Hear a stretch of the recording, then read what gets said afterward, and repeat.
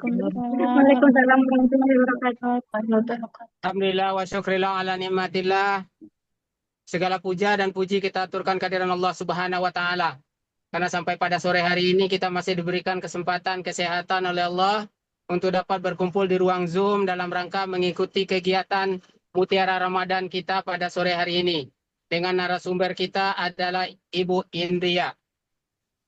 Beliau akan bicara tentang personal branding. Bagaimana etika untuk personal branding? Tentunya ini adalah pertanyaan bagi kita semua yang kita semua membutuhkannya di zaman yang modern seperti saat ini.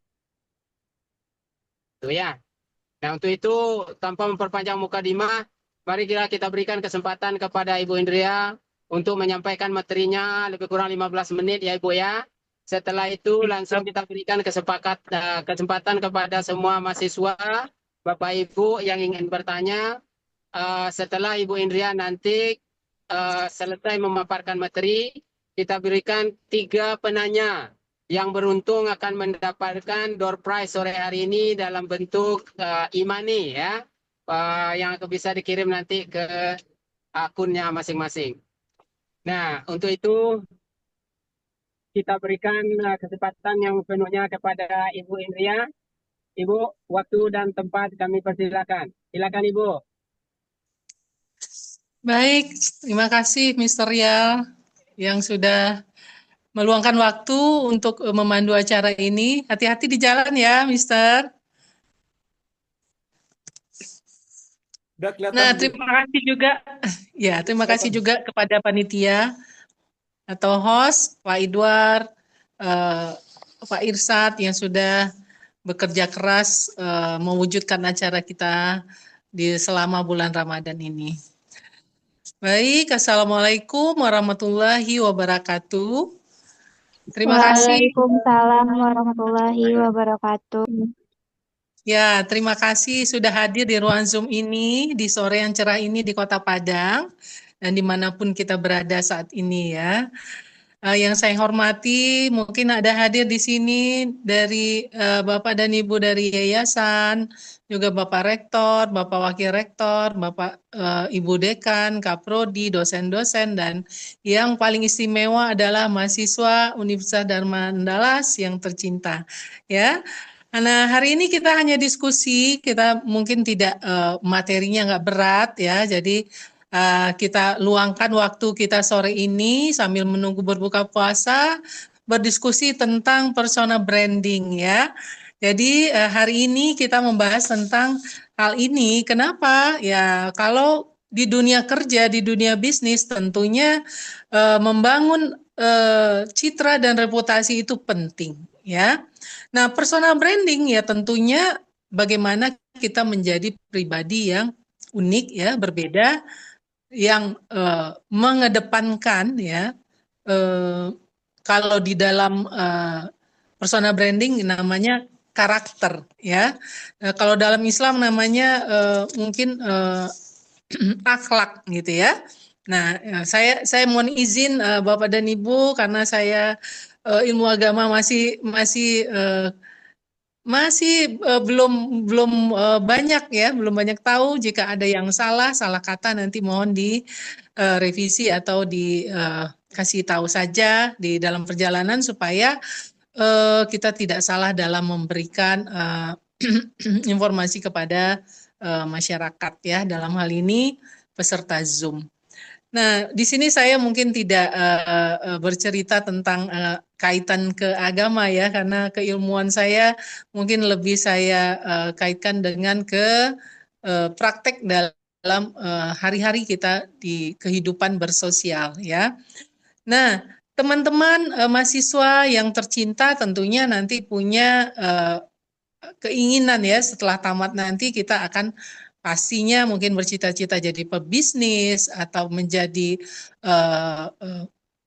memasuki dunia kerja ya, kemanapun kita, atau di dunia sosial sekalipun ya, kita jadi ibu rumah tangga mungkin ya, jadi ibu pejabat atau jadi bapak-bapak yang mewakili pemerintahan, pejabat dan sebagainya, tentunya sangat penting membangun personal branding dari sekarang ya.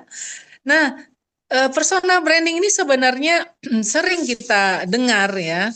Nah, kalau personal berarti kan itu pribadi kita ya, branding itu bagaimana kita menamai ya pribadi kita itu sebagai siapa kita kita inginkan ya, maunya seperti apa ya. Karena personal branding itu adalah suatu proses ya, proses yang strategis yang kita susun, yang kita rencanakan untuk membangun, untuk mengelola dan mempromosikan citra reputasi diri kita sendiri ya. Nah, citra reputasi ini bagaimana kita tampilkan kepada masyarakat dengan hal yang membuat masyarakat itu mengetahui tentang kita dari misalnya dari keunikan kita, dari kompetensi kita yang bentuknya adalah otentik ya, memang kekhasan dari kita masing-masing gitu ya. Nah, persona branding ya, kalau kita bicara personal ya berarti diri ya, pribadi. Ada lagi nanti kan corporate branding ya, itu sudah tentang perusahaan atau organisasi. Nah, kalau personal branding itu berkaitan juga dengan image ya atau citra dan reputasi tadi ya. Nah, kalau kita bicara citra atau image itu adalah gambaran. Nah, kalau image itu kalau seperti foto ya, foto itu kan sama antara foto dengan apa yang objek yang difoto gitu ya. Jadi kalau citra, bagaimana kita persepsi atau gambaran yang dimiliki oleh diri kita ya, dilihat oleh masyarakat ya tentang individu, tentang produkkah, mungkin tentang juga organisasi tadi yang dibentuk melalui hal-hal yang sifatnya cepat gitu ya, misalnya dibentuk melalui pencitraan kalau kita pribadi tadi ya, bisa melalui promosi ya kalau produk atau jasa gitu ya, atau melalui iklan atau mungkin juga melalui pengalaman-pengalaman yang didapat ya, tapi citra ini bisa kita buat ya. Orang sering menyebutnya wah itu pencitraan gitu ya. Jadi pencitraan itu memang kita buat ya supaya orang membuat persepsi atau gambaran tentang kita sama dengan yang kita inginkan tadi ya, yang kita tampilkan tadi ya. Nah, kalau satu lagi berkaitan dengan reputasi ya. Nah, reputasi itu adalah penilaian atau opini dari masyarakat tentang kita ya, apakah individu, apakah produk atau organisasi ya yang didapatkan melalui pengalaman-pengalaman dalam jangka waktu lama. Jadi kalau reputasi itu dibangun dalam waktu lama, ya kalau citra bisa kita bangun besok kita bagi-bagi aja THR ya di Jalan Sudirman. Nah itu pencitraannya udah cepat orang kenal kita ya. Tapi kalau reputasi tidak, orang akan memberikan penilaian atau opini tentang kita ya, kita tadi individu kah, produk atau organisasi ya misalnya, yang dibangun melalui jangka panjang. Dari mana? Dari pengalaman-pengalaman, kedekatan, bergaul ya yang dirasakan oleh masyarakat atau kalau kita mungkin di lingkungan sekitar kita ya. Nah, itu terkait tentang personal branding ya.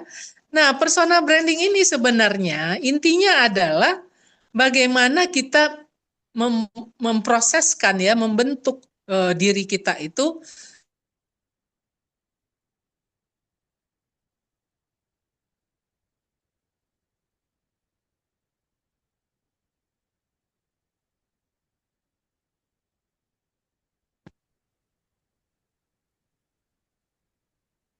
ya, nah, secara unik berbeda dalam personal branding itu yang diutamakan adalah karakter atau akhlak tadi. Jadi kalau kita membangun personal branding, dahulukanlah karakter kita yang kuat ya. Nah, nanti kita lihat apa saja yang akan kita proseskan ya dalam personal branding. Nah, teman-teman, personal branding ini tentunya banyak manfaatnya kalau kita bangun ya.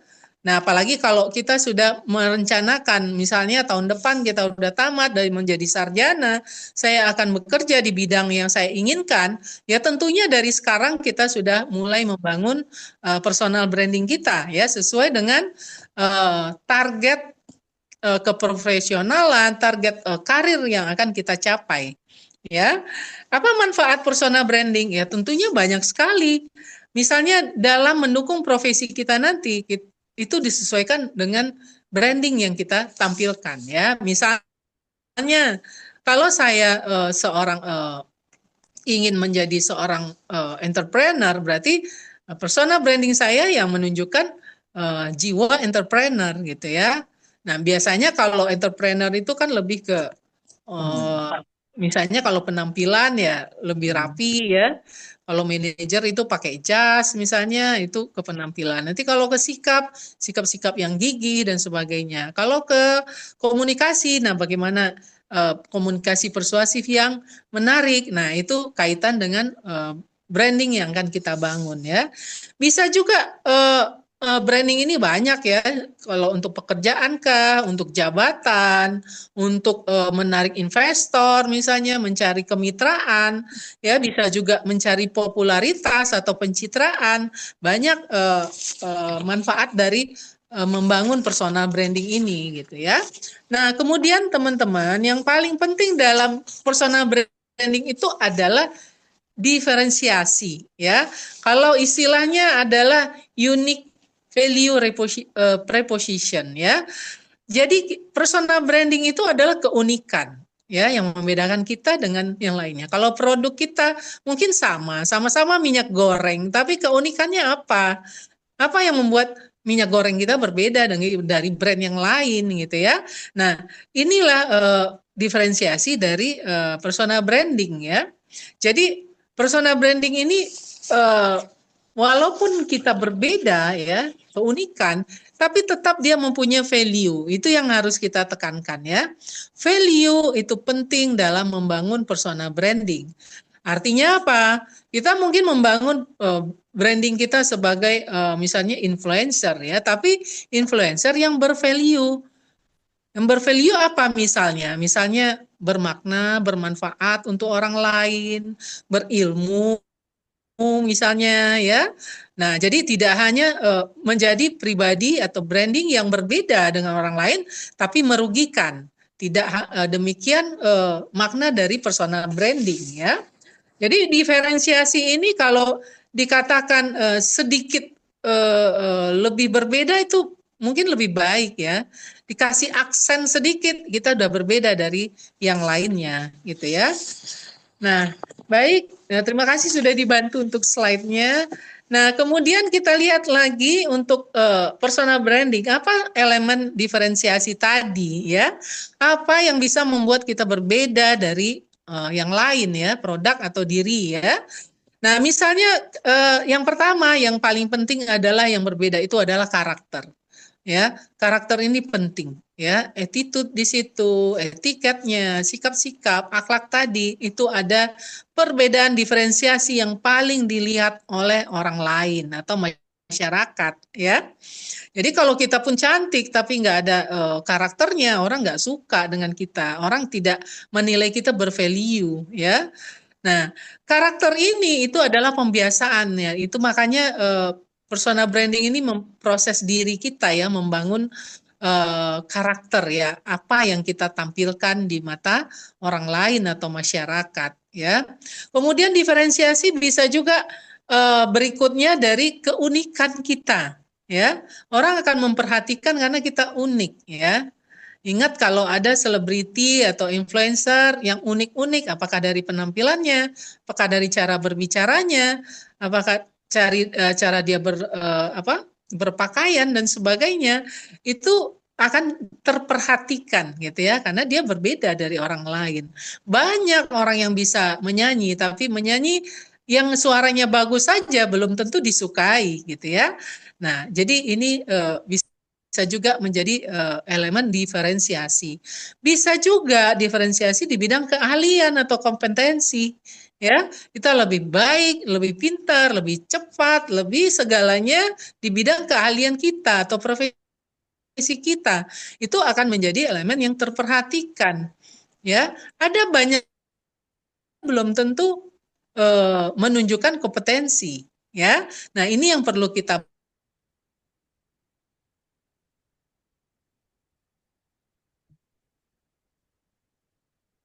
kompetensi ini perlu ada dalam tak kalah adalah prestasi. Orang akan melihat kita, prestasinya apa sih? Saya menyukainya, tapi prestasinya apa? Ya, prestasi ini bisa juga capaian-capaian atau kebermanfaatan kita terhadap lingkungan atau orang lain. Itu juga prestasi, ya. Jadi prestasi tidak harus mendapat piala, tidak harus juara, tapi pengakuan itu juga prestasi.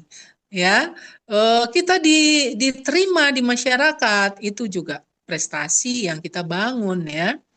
Nah, elemen yang tak kalah penting adalah yang selalu ada di mana-mana adalah penampilan, ya. Jadi teman-teman, kita membangun persona branding minimal yang 5 ini kita bangun, ya, mulai dari karakter, keunikan, keahlian atau kompetensi, prestasi, dan penampilan. Nah, mana yang paling mudah? Tentunya sesuai dengan apa yang sudah kita miliki, ya. Untuk membangun persona branding sebenarnya nggak perlu biaya. Berbeda dengan pencitraan tadi, itu perlu biaya, kita perlu iklan, ya. Perlu pencitraan, mungkin kita perlu modal, ya. Tapi kalau membangun persona branding bisa dari apa yang sudah kita siapkan, ya, atau tadi yang disebut dengan apa yang kita konfirmasi tentang branding yang kita bangun, ya. Jadi membangun karakter itu tidak berbayar, tapi mau atau tidak, gitu ya. Keunikan itu juga nggak berbayar sebenarnya. Apa yang menjadi unik? Apakah kita menjadi pribadi yang menarik, gitu ya, atau penampilan kita unik, atau mungkin kegiatan aksi kita unik, ya. Orang tidak ada melakukannya, kita melakukannya, tapi bervalue, gitu ya. Apalagi prestasi itu bisa dicapai, ya. Kemudian penampilan itu alangkah mudahnya, ya. Jadi elemen diferensiasi yang paling penting adalah 5 hal ini. Dapat kita bangun kapanpun dan mudah, ya, tanpa perlu biaya. Nah, sebenarnya teman-teman, dalam membangun persona branding, kredibilitas kita itu banyak yang bisa kita munculkan selain yang 5 ini. Kita punya hobi itu juga bisa menjadi persona branding. Ya, kita punya apa lagi? Jiwa kepemimpinan bisa, misalnya Anda sering ditunjuk menjadi ketua tim, ketua kelas, ditunjuk jadi koordinator dan sebagainya, itu juga dalam rangka membangun personal branding kita dari sisi leadership misalnya, ya. Bisa juga kita bangun dari pendidikan, itu juga bisa, ya. Pendidikan itu kan ada 2, pendidikan formal dan non formal. Nah, orang juga bisa melihat branding kita dari sana, ya. Mungkin ada bakat-bakat yang unik, itu juga bisa, ya. Jadi sebenarnya elemen dari personal branding itu banyak sekali yang bisa kita kembangkan, apapun yang ada di diri kita dan kita kembangkan, kita bangun, ya, seperti itu. Nah, berikutnya teman-teman, nah bagaimana kaitannya dengan praktek sehari-hari, ya. Dalam membangun personal branding yang paling mudah kita ingat adalah ABC, ya, atau rumus ABC, ya. E-nya itu appearance atau penampilan, B-nya adalah behavior atau sikap, tingkah laku, dan C adalah communication. Inti dari membangun personal branding ini, dengan 3 hal ini sudah kita bisa berproses, ya. Ini sudah cukup kita berproses dari 3 hal ini. Hal yang paling mendasar. Nah, kita lihatlah apa yang bisa kita lakukan. Misalnya, ya, ketika kita bicara penampilan, apa yang kita bisa tonjolkan? Misalnya penampilan yang bersih, misalnya, itu bisa kita tonjolkan. Penampilan saya yang rapi, setiap saya berpenampilan pasti rapi, gitu ya. Atau mungkin penampilan yang unik, ya mungkin memenuhi kriteria keunikan, ya matching mungkin, ya cantik mungkin dan sebagainya upaya-upaya kita dalam membangun penampilan. Karena apa? Penampilan itu hanya dinilai 3 detik, tapi akan tertinggal selamanya di benak orang lain ketika kita berpenampilan yang menarik, ya. Nah, menarik ini bisa kita upayakan sebagaimana yang kita inginkan, ya. Nah, kemudian ya ingat ya, ketiga ABC ini tetap ada value-nya. Artinya apa? Kita berpakaian, tapi maaf, berpakaian yang kurang pantas. Nah, itu juga tidak bervalue namanya ya. Ketika kita bawakan ke dunia bisnis atau dunia kerja, ya, misalnya seperti itu ya teman-teman. Kita tetap core dari personal branding adalah value. Ya, kemudian apa? Misalnya behavior atau sikap-sikap ya. Sikap-sikap yang sesuai dengan dunia bisnis ya kita kembangkan. Kita terbiasa misalnya tepat waktu, kita terbiasa disiplin, profesional, kita terbiasa menghargai orang lain ya.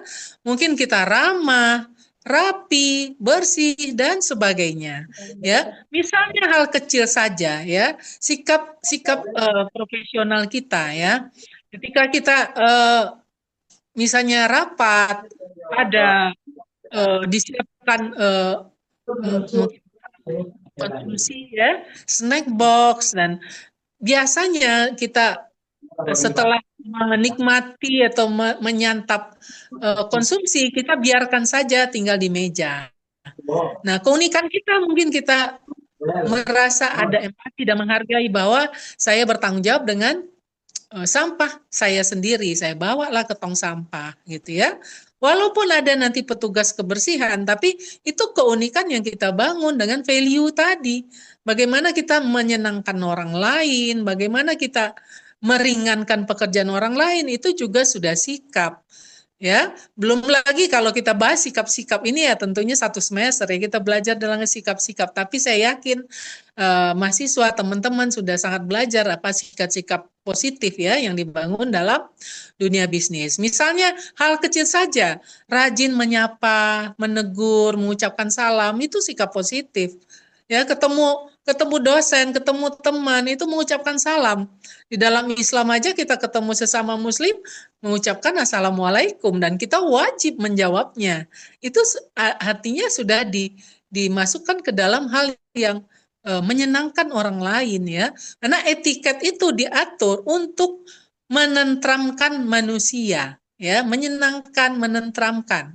Ya, makanya diatur. Nah, buatlah hal-hal yang membuat orang senang. Itulah sikap-sikap yang baik ya dalam etiket atau attitude dalam dunia bisnis ya. Kalau kita bisa menyenangkan orang lain, kita dianggap sikap kita baik gitu ya. Kalau kita biasa menyapa, menegur, berarti kita ramah, kita menghargai orang lain ya, berarti dianggap tidak sombong misalnya. Itu hal yang mudah kita lakukan sehari-hari ya. Misalnya apalagi mengucapkan kata-kata yang menyenangkan orang lain ya. Nah, misalnya di dalam komunikasi ya, berkomunikasi itu hal yang mudah dan yang paling murah untuk menyenangkan orang lain ya. Tadi bertegur sapa itu juga sifatnya menyenangkan orang lain. Senyum ya, senyum aja Nabi aja mengatakan senyum itu adalah ibadah.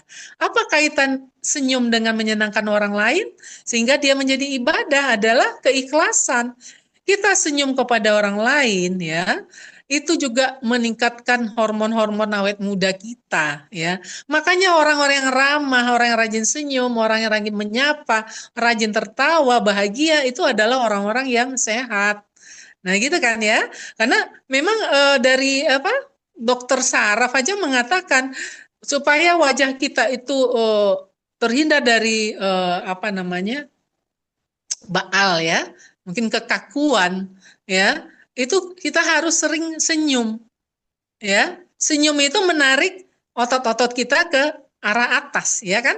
Kita senyum kelihatan giginya sehingga otot-otot kita sudut mata kita berkerut-kerut, itulah yang senyum ikhlas tadi ya, tidak senyum yang senyum, istilahnya senyum terpaksa atau senyum pelayanan ya. Senyum pelayanan itu dimanapun kita bisa senyum, harus senyum gitu ya. Tapi kalau ikhlas itu dari hati dan akan mengangkat otot-otot supaya wajah kita menjadi sering bergerak ya, dan sehingga kita menjadi bisa sehat, awet muda dan seterusnya gitu ya. Nah, kalau bicara C-nya di communication ya, tentunya hal-hal yang menyenangkan orang lain di bidang komunikasi itu kita bisa bangun dalam membranding diri kita ya. Misalnya kita branding diri kita dalam gaya berkomunikasi ya. Communication style itu ada 3 ya, atau dalam buku ada 4 bahkan ya. Misalnya gaya asertif, gaya pasif, dan gaya agresif ya. Masing-masing gaya ini punya keunikan ya, atau punya karakternya ya. Gaya pasif style itu bagaimana kita menyenangkan orang lain, menyenangkan lawan bicara, menghargai, menghormati. Makanya sering kita pakai kata-kata maaf Ibu gitu ya. Nah, boleh saya bertanya? Nah, itu kan menyenangkan orang. Jadi lebih sifatnya keformalan ya. Walaupun pasif style ini sebenarnya kita lebih nurut gitu ya, nggak banyak yang lebih apa ya. Pasif style ini sebenarnya positif ya di bidang menghargai lawan bicara. Walaupun dia kecil dari kita, mungkin jabatannya lebih rendah dari kita, tapi kita berusaha menghargai. Misalnya, mohon, tolong, ya itu hal-hal yang meninggikan lawan bicara. Saya bisa aja ngomong dengan mahasiswa, ambilkan pulpen, ambilkan tutup pintu misalnya. Bisa. Tapi itu gaya-gaya yang agresif. Sehingga lawan bicara mungkin kurang nyaman dan sebagainya ya. Nah, gaya pasif ini paling enak ya kita terapkan dalam dunia bisnis ya. Istilahnya dalam komunikasi pelayanan biasanya pasif style yang kita pakai ya. Kalau gaya asertif itu gaya lebih akrab ya, teman dengan teman ya, sesama sebaya, atau atasan dengan bawahan yang sifatnya akrab itu lebih terbuka ya. Jadi tidak terlalu formal biasanya. Ya, lebih ke bro and sis lah ya, supaya lebih akrab. Nah, Gen Z senangnya sih gaya ini, gaya asertif ya, tidak terlalu formal dan juga tidak agresif ya, yang sifatnya tutor ya. Nah, Gen Z senangnya yang gaya asertif ya, gaya-gaya bule gitu ya, asik aja, nggak usah terlalu formal ya gitu ya. Nah, ini juga bisa kita brandingkan diri kita, tapi hati-hati semua ke value ya, nilai jangan dilupakan ya. Nah, kemudian juga mungkin kita berkomunikasi itu sering menyampaikan hal-hal yang orang mengatakan komunikatif ya. Komunikatif itu kita kalau orang berbicara kita mendengar eye contact, ekspresi wajah gitu ya, kita tanggapi itu komunikatif. Oh iya, baik, ya siap misalnya itu komunikatif. Ya, atau orang bertanya, Ibu sudah makan? Sudah, itu bukan komunikatif. Tapi kalau Ibu Indri sudah makan? Sudah. Kalau Anda sudah makan belum? Nah, seperti itu komunikatif ya, mengajak atau menimbulkan komunikasi dalam pembicaraan yang lebih intens ya, tapi tidak berlebihan. Nah, bisa juga kita menggunakan magic word, kata-kata. Kata-kata yang membuat orang terkesima. Misalnya tadi mohon, terima kasih ya, semoga cepat sembuh, terima kasih sudah menghubungi kami, ya, apa kabar, dan sebagainya yang membuat orang senang. Ya, jadi keformalan itu sebenarnya magic word ya. Tapi semakin dia panjang kita sampaikan kalimat kepada orang lain itu semakin formal. Ya, misalnya selamat pagi Bu, pendek. Selamat pagi Bu Indria, lebih panjang. Lebih panjang lagi bisa nggak? Selamat pagi Bu Indria, apa kabar? Panjang lagi bisa, selamat pagi Bu Indria, apa kabar? Ibu cerah sekali pagi ini. Nah, ini contoh-contoh bagaimana kita berkomunikasi yang magic ya, terkesima orang lain, senang orang lain, sampai ketemu besok misalnya ya. Nah, ini sudah harus kita brandingkan diri kita dengan cara berkomunikasi yang membuat orang terkesima ya. Kemudian bisa juga komunikasi yang positif istilahnya ya. Kita memilih kata-kata yang baik, memakai kata-kata yang enak didengar, tidak membuat orang sakit kuping atau membuat orang ilfeel. ya. Nah, komunikasi positif harus kita bangun, ya. Nah, bagaimana cara membangunnya? Membiasakan mencari kosakata yang baik. Kalau kita di dunia kerja, membiasakan pakai kosakata yang profesional, ya. Mungkin pakai istilah-istilah yang sesuai dengan bidang kita. Kalau kita di bidang farmasi, ya kita pakailah istilah bidang farmasi supaya kita terkesan profesional. Kalau kita di bidang keuangan misalnya, ya pakailah istilah-istilah keuangan supaya kita terkesan profesional. Nah, ini yang disebut dengan komunikasi positif, ya. Jangan memakai kata-kata yang istilahnya maaf ya, kata-kata kurang pantas, ya. Ini tidak termasuk ke dalam komunikasi positif. Nah, di sini kita juga membangun branding kita seperti itu ya, dengan komunikasi positif. Bisa lagi membangun dengan komunikasi yang diplomatis. Nah, ini yang agak sedikit kita harus latihan ya, komunikasi diplomatis. Komunikasi diplomatis bisa juga orang mengatakan bohong putih. Saya nggak tahu ya, bohong putih itu berdosa atau gimana ya. Tapi dalam etiket itu menyenangkan orang lain itu adalah etiket ya. Artinya apa? Dengan berbohong putih kita menyenangkan orang lain, tidak maksudnya menipu. Ya, misalnya seperti ini, kalau ada yang terlambat kuliah, datang ke kampus gitu ya, masuk kelas, terus terlambat, ditanya oleh dosen, kenapa terlambat? Misalnya Rizky ya, kenapa terlambat Rizky? Anda menjawabnya dengan apa adanya. Tadi saya sarapan lama bayarnya Bu, jadi saya terlambat. Ngantri misalnya ya. Itu hal-hal yang membuat saya nggak nyaman sebagai dosen. Kenapa? Wah, dia lebih mementingkan antri sarapan nih dibanding jadwal dia kuliah pagi ini. Ya, jadi yang dimaksud dengan diplomatis itu senangkan lawan bicara Anda. Misalnya Anda cari alasan yang masuk di akal. Ya, cari yang masuk di akal. Kalau macet itu nggak ada lagi alasannya. Misalnya hal-hal yang berkaitan dengan ya orang ya bisa memaafkan Anda dengan alasan Anda, ya. Tapi tidak hal-hal yang remeh, ya. Misalnya tadi saya ngantar adik dulu Bu sekolah, itu hal-hal yang remeh, meremehkan si lawan bicara. Anda nggak menghargai saya kelas saya misalnya, atau terlambat ujian. Anda remehkan dengan apa lupa jadwal, ya, atau tertidur. Ya, terlambat datang karena tertidur. Lupa, saya lupa ujian hari ini pagi. Ternyata saya pikir jam 10. Itu artinya Anda tidak berkomunikasi dengan diplomatis ya. Diplomatis itu bagaimana jawaban Anda bisa diterima oleh lawan bicara. Ya, seperti itu. Kalau di dunia kerja ya bisa kita alasankan dengan tidak bisa ketemu atasan kita karena bos kita sedang rapat di cabang misalnya, ya.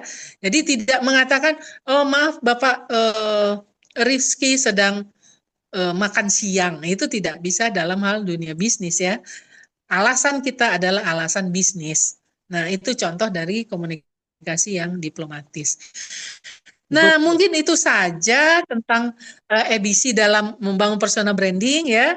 Mungkin selanjutnya Mr. Rial kita akan diskusi dengan teman-teman yang hadir dan juga Bapak dan Ibu dosen mungkin bisa juga kita sharing ya, mungkin menambahkan apa yang kita diskusikan hari ini ya supaya kegiatan kita menjelang berbuka ini bermanfaat untuk kita bersama. Baik, terima kasih Mr. Rial. Silakan.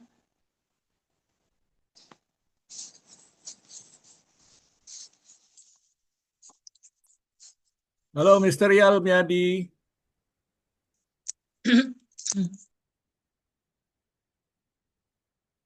Halo Mister. Keringat sama makannya kurang. Nah, itu makanya Mr. Rial lagi di jalan tadi Pak Edward. Enggak, dia lagi di rumah sakit mungkin ini. Halo Mister Yal, Musik Connect, Ya, ya. ada? Kalau Mister mungkin Yal. seperti yang disebutkan tadi, kita berikan kesempatan pada tiga penanya ya. Yang pertama Itu. Melsi, kemudian Putri Ayu, dan Indira. Nah, coba silakan Melsi, pertanyaannya apa? Langsung ke Ibu Indria. Silakan.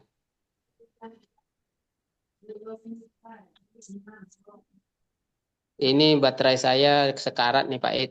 Ya. Nanti Baik, kalau down mungkin Ibu saya Indria saya bisa bantu saya. Kalau seandainya off mati HP saya, berarti lanjut aja. tinggal 5% ini. Nanti pertanyaannya, ini mungkin Ibu Indria bisa catat satu Melsi, yang kedua Putri, yang ketiga Indira, Bu. Apa pertanyaan mereka? Silakan, Melsi, silakan. Ya, siapa? Silakan. Baik, Ya, silakan. Masih terkunci, Silakan Melsi. ya. masih terkunci nggak? Assalamualaikum warahmatullahi wabarakatuh. Waalaikumsalam. Ya, Ibu, perkenalkan nama saya Melsa Ines dari Prodi S1 Manajemen Angkatan 24. Pertanyaan saya sebagai seorang yang introvert, Bu, agak susah untuk selalu tampil di depan umum. Nah, menurut Ibu, bagaimana tipsnya supaya saya bisa membangun personal branding saya tanpa saya harus sering tampil di depan umum, gitu, Bu. Terima kasih, Bu. Oh iya, maaf namanya tadi siapa? Saya kurang jelas. Indira. Melsi, Bu. Melsi Melsi. Ines. Melsi ya. Nah, Melsi, saya coba menjawab ya, Melsi. Melsi introvert ya. Siapa yang mengatakan introvert? Diri Anda sendiri itu? Anda yang menilai introvert Iya, ya? Bu. Ya, sebenarnya introvert, ekstrovert itu bukan kita yang menilai ya. Mungkin psikolog lebih cocok menilai karena itu yang dalam membangun personality development ya. Kadang-kadang kita menilai negatif terus kepada diri kita ya. Kita lupa bahwa kita punya sifat-sifat atau karakter yang banyak positifnya ya. Nah, salah satu menilai itu, aduh saya kayaknya tertutup deh, nggak pede, nggak bisa berbicara depan umum, kalau tampil itu grogi. Itu bukan introvert ya. Introvert itu banyak hal-hal lagi yang dikatakan Anda itu introvert atau extrovert ya. Tapi saya coba menjawab Melsi ya. Sebenarnya bagaimana kita menjadi percaya diri itu adalah proses. Makanya ada namanya personality development, bertumbuh terus, berkembang terus. Ya, dengan cara apa? Kita upayakan. Ya, caranya gimana? Apa kelemahan saya? Bagus Anda mengetahui kelemahan saya tidak percaya diri, misalnya berbicara di depan umum. Itu kita bagus, kita tahu, ya. Nah, tapi bagaimana cara mengatasinya? Nah, kalau untuk berbicara di depan umum misalnya ya, kalau kasusnya ini, ya kita harus menambah jam terbang. Semakin sering kita diajak, disuruh, diminta berbicara di depan umum, kita akan semakin terbiasa. Tapi kalau kita tarik diri terus, setiap ada kesempatan dikasih, silakan yuk jadi ini misalnya MC atau apa ya yang berbicara di depan umum atau ketua tim, presentasi dan sebagainya. Tapi kita tarik diri terus, nggak pede, nggak, jangan saya. Itu kita kapan dapat jam terbangnya? Ya kan? Kapan kita bisa berkesempatan untuk jam terbang? Sehingga untuk membangun percaya diri itu adalah dengan mengembangkan ya latihan. Tambah jam terbang kita, ya, tambah wawasan kita, tambah ilmu kita sehingga kita percaya diri. Karena untuk percaya diri, ya apalagi untuk tampil di depan umum, itu harus ada bekalnya. Misalnya, Anda kalau nggak mempelajari materi Anda untuk presentasi besok, gimana Anda mau percaya diri? Ya, nanti kalau orang bertanya gimana? Kita nggak menguasai materi, ya. Jadi kuncinya adalah latihan, ya, membiasakan, latihan terus. Jadi kalau kita punya kelemahan, kita cari gimana jalan keluarnya, ya. Itu yang development tadi, berkembang kita ya. Kapan kita berhenti berkembang? Ya selama kita masih hidup di dunia, kita harus mengembangkan diri kita. Karena perkembangan diri itu ada tahap-tahap yang kita lalui, remaja, anak, remaja, dewasa. Ya, mungkin sudah mulai usia dewasa yang hampir manula misalnya. Itu kan ada tahap-tahap yang akan kita lalui. Kelemahan-kelemahan kita itu kita gali terus dan kita atasi dengan apa? latihan. Banyak tahu tentang ini mengatasinya apa. Nah, salah satunya misalnya menghadiri pelatihan. Nah, mungkin sharing session seperti ini ya. Nah, itu salah satu bentuk menambah ya wawasan kita untuk percaya diri ya, Melsi. Jadi kalau untuk bicara di depan umum, kuncinya adalah latihan. Orang yang sudah sering di depan umum pun, Barack Obama sehari bisa berpidato di 4 acara, tapi malamnya dia tetap latihan apa yang akan dia sampaikan esok hari. Itu contohnya bagaimana kita membangun kepercayaan diri ya. Semakin kita mempunyai bekal, percaya diri kita akan semakin tumbuh. Ya. Nah, saya dulu juga mungkin di umur 20 nggak percaya diri ngomong di depan orang ya, apalagi di depan publik. Tapi kan dicoba latihan, pembiasaan, jam terbang, akhirnya mulai percaya diri. Tapi yakinlah setiap akan hari ini pun saya akan ada di Zoom ini juga saya harus latihan dulu ya.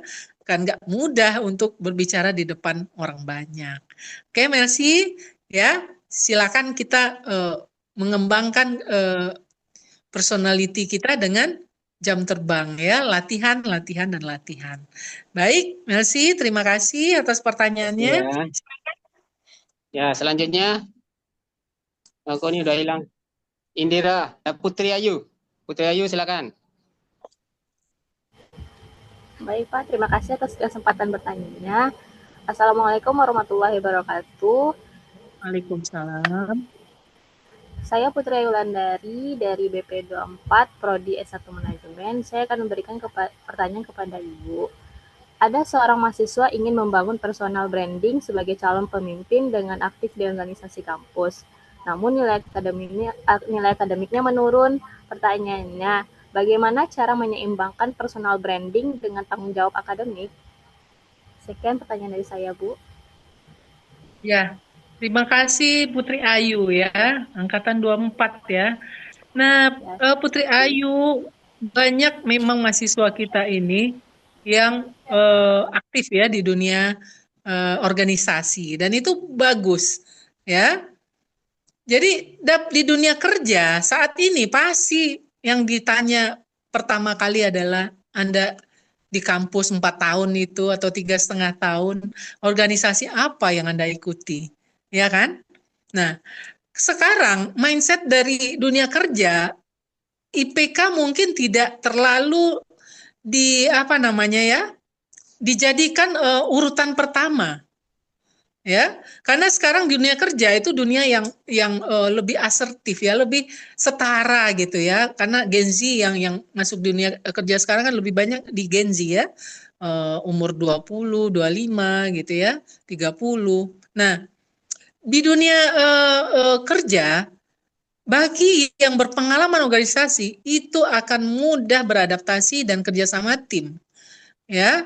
Nah, bagaimana dengan kuliah saya jadi terganggu Bu karena saya aktif ya. Itu tadi kan pilihan ya.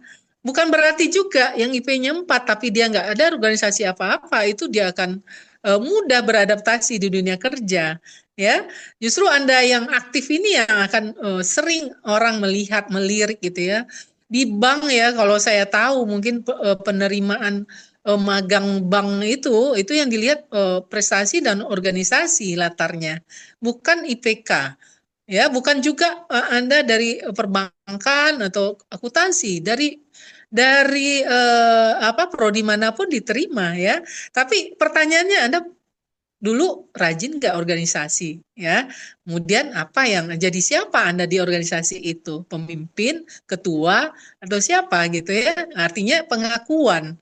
Nah, itu penting. Nah, menyeimbangkan gimana Bu, saya nggak bisa IP-nya 4 ya, pasti itu ada yang terabaikan ya, itu kan pilihan.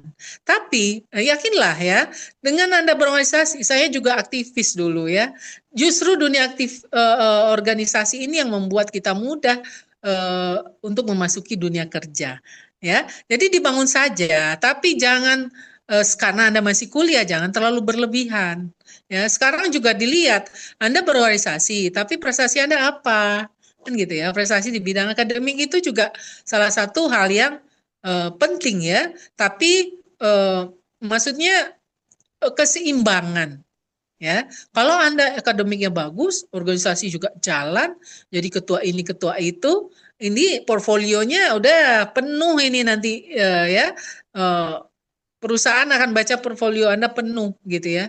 Organisasi iya, prestasi iya gitu ya. Jadi upayakan dia seimbang gitu ya. Kenapa? Kan ada kegiatan itu kan ada jam-jam yang kita bisa toleransi, ya kan? Nah, kalau Anda punya kegiatan nggak ada melapor ke dosen, ya dosen menganggap Anda alfa. Tapi kalau saya pribadi, kalau masih suatu melapor untuk kegiatan prestasi, kegiatan non akademis ya, saya akan menghargai gitu, ya, karena pasti dia akan uh, berbenturan ya. Tapi Anda harus punya trik ya, cara.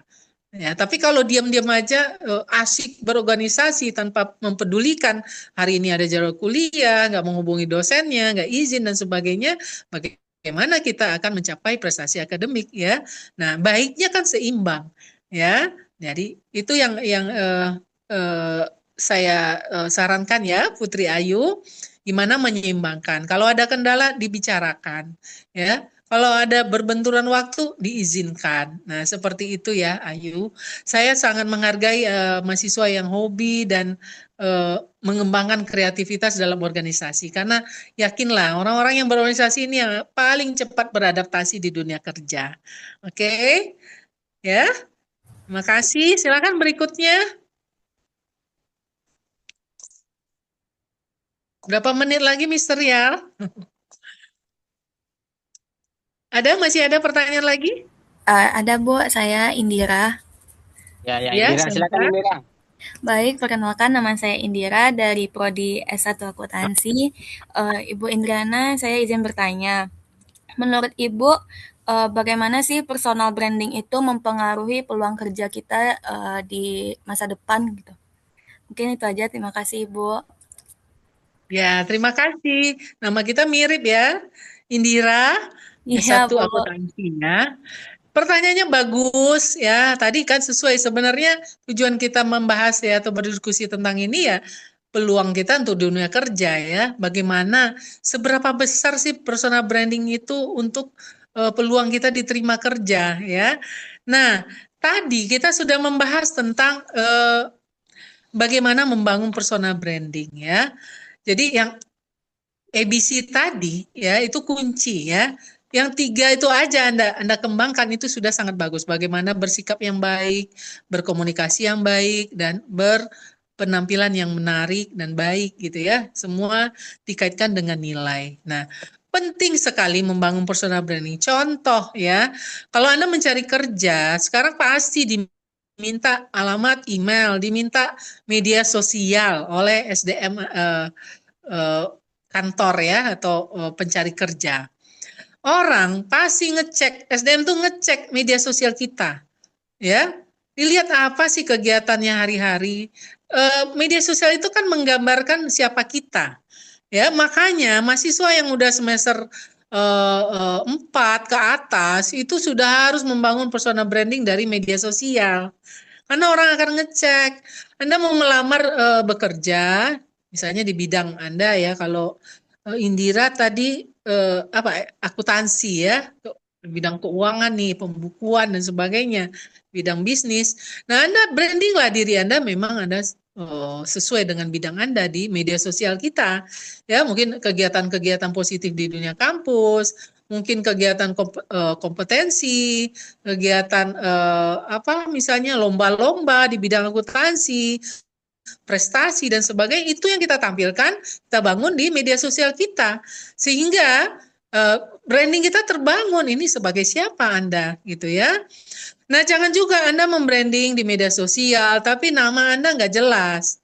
Nama saya Indria Flowerina tapi media sosial saya cuit-cuit-ciu gitu ya, pakai X-nya 3 lagi, orang susah mencari kita ya.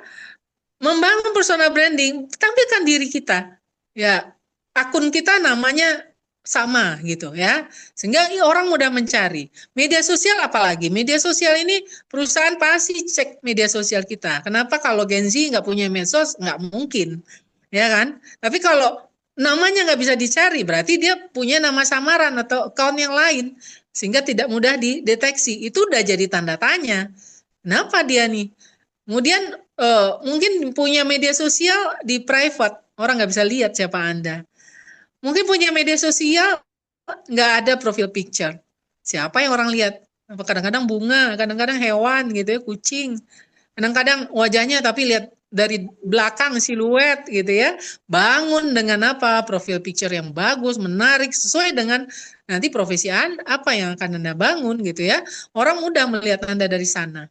Ya, WhatsApp mahasiswa kalau WhatsApp dosen selalu nggak ada profil picture. Kenapa begitu? Orang mau berbicara kan lihat wajah, tatap muka, tapi kok Anda nggak punya wakil diri Anda, fotonya siapa gitu ya kan? Ini contoh membangun personal branding di bidang media sosial itu wajib. Ya, pengaruhnya banyak sekali. Tadi udah kita bahas. Pengaruh ke mencari kerja itu penting sekali membangun personal branding. Ya, tergantung di mana area yang akan kita masuki ya. Nah, bangunlah dari sekarang ya. Ingat, kita membangun itu dalam proses tadi ya kan. Membangun itu berproses, nggak bisa besok kita mau wawancara kerja, sekarang kita mau bangun di media sosial, nggak bisa. Ya, orang melihatnya prosesnya. Oke, apalagi kalau kita udah punya reputasi yang dibangun bertahun-tahun berproses, itu sudah mudah. Kalau bisa nama kita dicari di Google itu keluar tentang kita. Nah, itu salah satu juga pencari kerja ceknya seperti itu. Dia aktivitasnya apa sih? Apakah aktivitas si Indri ini hanya makan-makan di restoran, foto-foto tempat cantik gitu ya, di Google Search-nya gitu ya? Apakah dia banyak keluar tentang prestasi misalnya yang terlink kemana-mana gitu ya kan? Nah itu penting kita membangun. Kalau pertanyaannya penting, seberapa sangat penting, makanya kita perlu membangun personal branding untuk diri kita, kalau produk tentang produknya, kalau organisasi misalnya kampus kita tentang kampus kita, gitu ya. Oke, bagaimana cara membangunnya tadi ya? Paling simpel ABC tadi ya, ABC tadi, kecil dulu ya. Nah, media sosial penting kita bangun dari sekarang karena orang melihat kita dari media sosial ya, gitu kira-kira. Ada yang mau ditanya lagi? Baik Ibu, terima kasih Ibu. Ya, terima kasih kembali. Terima kasih Indra. Satu lagi Bu, mungkin saya dicepat aja, Putri Ayu silakan. Ya. Izin Putri Ayu bukannya udah ya Pak? Putri Ayu udah tadi, Mister ya. Sudah 3 penanya ya. Oh sudah 3 ada, alhamdulillah. Berarti Ya.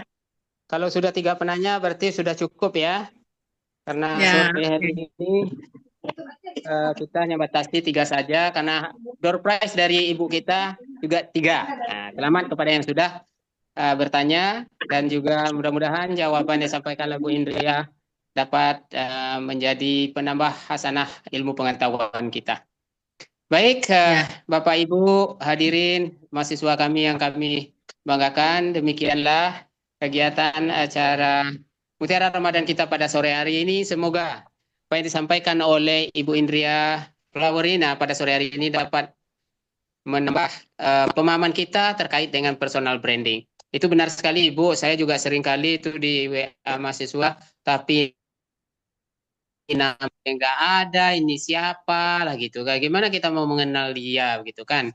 Ini mudah-mudahan dengan adanya materi hari ini, mahasiswa kita mau berubah gitu. Ya kalau ingin bangun brand ya kasih nama lah, kasihlah PP begitu. Baik, terima kasih banyak Ibu Indira atas luar biasa sekali materi yang disampaikan kepada sore hari ini. Bapak Ibu dosen, Pak Tendik Dharma Andalas yang sempat hadir pada kegiatan Zoom kita kali ini, khususnya kepada anak-anak kami mahasiswa-mahasiswi. Terima kasih atas partisipasinya, terima kasih atas pertanyaannya. Silakan nanti dihubungi kabari Bu Indira untuk mendapatkan door prize bagi penanya, 3 penanya pada sore hari ini. Mohon maaf bagi yang belum sempat diberikan kesempatan untuk bertanya.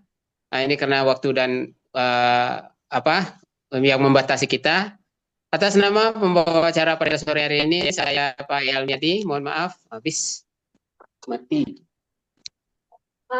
Ya, bagi yang bertanya nanti boleh menitipkan ya, mungkin account dananya atau saya transfer kemana ininya hadiah untuk pertanyaannya.